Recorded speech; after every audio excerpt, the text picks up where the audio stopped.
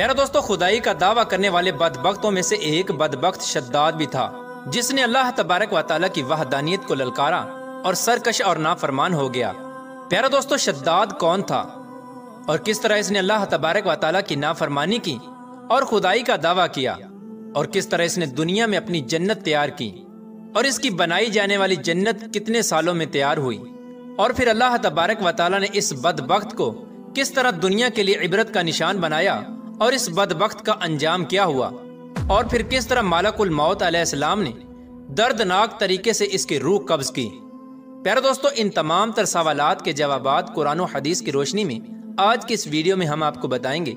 लिहाजा आपसे गुजारिश है कि हमारी इस वीडियो को एंड तक जरूर देखिएगा। प्यारा दोस्तों, शद्दाद उस कौम की नस्ल में से था जो दुनिया के सबसे ताकतवर तरीन कौम थी, जिसको कौम आद कहा जाता है। इस कौम के बारे में अल्लाह तबारक व तआला कुरान पाक में इरशाद फरमाता है कि इनके जैसी कौम न अल्लाह तबारक व तआला ने इनसे पहले पैदा की और न ही इनके बाद किसी कौम को पैदा किया। कौम आद अहकाफ के अंदर आबाद थी। अहकाफ ऐसी जगह थी जहां रेत के बहुत ही बुलंदो बाला टीले थे, और अहकाफ का यह इलाका यमन और ओमान के दरमियान बिखरा हुआ था। इस इलाके के अंदर कौम आद 8,500 साल पहले आबाद थी। इस कौम पर अल्लाह तबारक व तआला का यह खास करम था कि अल्लाह तबारक व तआला ने इस कौम को दुनिया की सबसे ताकतवर कौम बनाया था। इसके साथ साथ अल्लाह तबारक व तआला ने इस कौम को सरसब्ज़ो शादाब बागात और वाफर मिकदार में खेत अता फरमाए थे। इस कौम के पास बेशुमार जानवर थे और पीने के लिए मीठा पानी था। इसके अलावा भी अल्लाह तबारक व तआला ने इस कौम को बेशुमार नेमतों से नवाजा था। चुनाचे इस कदर मालो दौलत और नेमतों की फरावानी की वजह से ये कौम भटक गई और अल्लाह तबारक व तआला की नाफरमान कौम हो गई और ये बागी हो गए।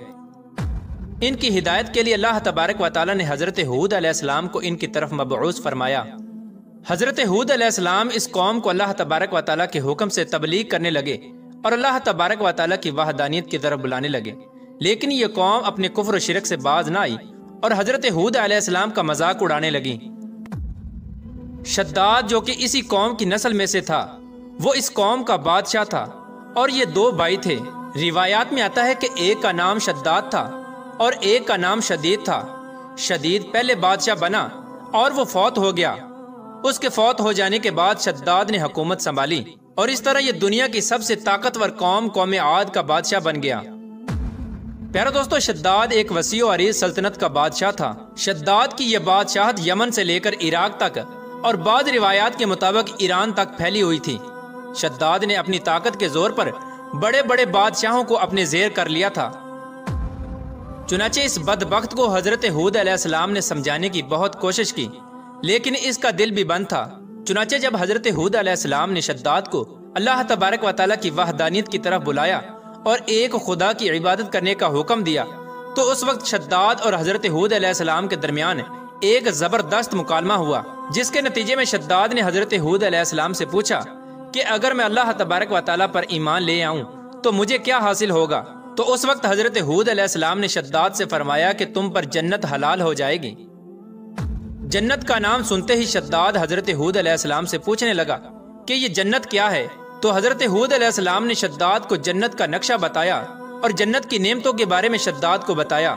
हजरत हूद अलैहिस्सलाम की ये बात सुनकर शद्दाद मुस्कुराने लगा और हजरत हूद अलैहिस्सलाम को देखकर कहने लगा कि ये कौन सी बड़ी बात है, ऐसी जन्नत तो मैं भी तैयार कर सकता हूँ। हजरत हूद अलैहिस्सलाम ने शद्दाद को उसके इस कुफ्र और शिरक से रोकने की बहुत कोशिश की, लेकिन ये बदबख्त बाज ना आया। चुनाचे उस वक्त शद्दाद ने अपनी सल्तनत के बहुत बड़े बड़े कारीगरों को इकट्ठा किया और अहकाफ में इरम के मकाम पर 20 कोस लंबी और चौड़ी जन्नत बनाने का काम शुरू करवा दिया। चुनाचे शद्दाद की तैयार होने वाली उस जन्नत में सोने और चांदी की ईंटें लगाई गईं और जवाहरात भी लटकाए गए।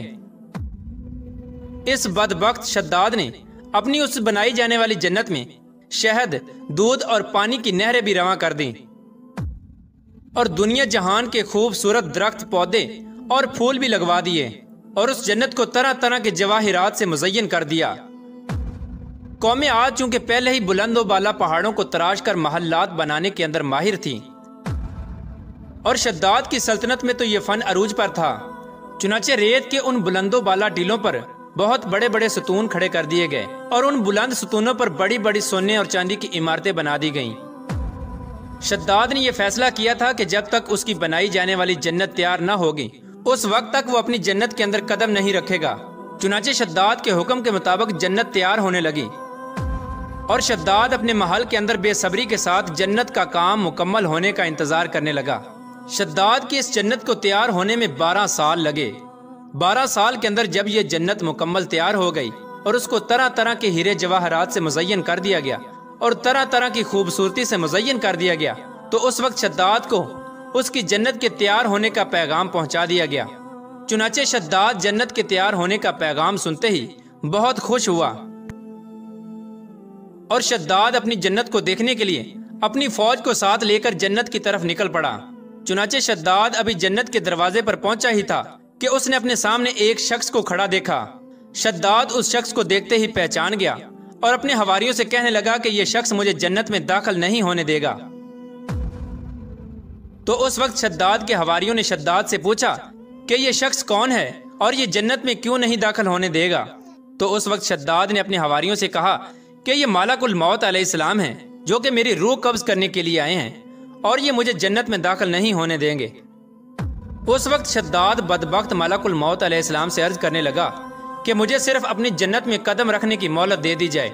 लेकिन अल्लाह तबारक व तआला की तरफ से मुकर्रर फरिश्ते ने जवाब दिया कि मुझे अल्लाह तबारक व तआला की तरफ से हुक्म है कि मैं तुझे तुम्हारी जन्नत के अंदर कदम न रखने दूं। शद्दाद मलकुल मौत अलैहिस्सलाम के सामने बहुत रोया और गिड़गिड़ाया, लेकिन मलकुल मौत अलैहिस्सलाम ने अल्लाह तबारक व तआला के हुक्म की तकमील करते हुए शद्दाद की रूह कब्ज कर ली। चुनाचे शद्दाद की मौत के बाद हजरत जिब्राईल अलैहिस्सलाम ने एक जोरदार चीख मारी और शद्दाद की बनाई हुई सारी जन्नत जमीन के अंदर धंस गई और गायब हो गई। शद्दाद की इस इबरतनाक मौत के बाद हजरत हूद अलैहिस्सलाम ने कौम आद को 12 मरतबा समझाया, लेकिन कौम आद बाज ना आई। हालांकि शद्दाद का ये अंजाम कौम आद के लिए काफी था, लेकिन जब इंसान की अकल पर गरूर का पर्दा होता है तो चाहे शद्दाद हो या शदीद, उसको किसी काम का अंजाम दिखाई नहीं देता।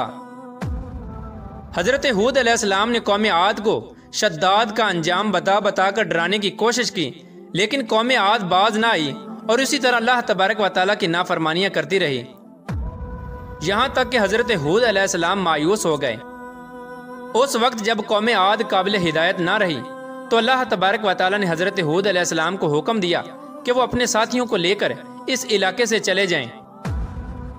अल्लाह तबारक व तआला के ये हुक्म पाते ही हजरत हूद अलैहिस्सलाम ने उस वक्त आखिरी मरतबा अपनी कौम को समझाने की कोशिश की, लेकिन वो लोग फिर भी बाज ना आए। तो हजरत हूद अलैहिस्सलाम अपने साथियों को लेकर उस इलाके से रवाना हो गए। चुनाचे उनके जाने के बाद अल्लाह तबारक व तआला ने कौम आद पर खौफनाक आंधियां मुसल्लत कर दी। अल्लाह तबारक व तआला की तरफ से आने वाली वो खौफनाक आंधियां और तूफान 7 रातें और 8 दिन तक चलती रहीं, यहाँ तक कि वो पूरी कौम अपने बुलंद स्तूनों और सोने और चांदी की इमारतों समेत जमीन के अंदर दंसा दिए गए और गर्क कर दिए गए। और अल्लाह तबारक व तआला ने इस कौम पर इस कदर दर्दनाक अजाब नाजिल फरमाया कि इस कौम का नामो निशान तक न रहा।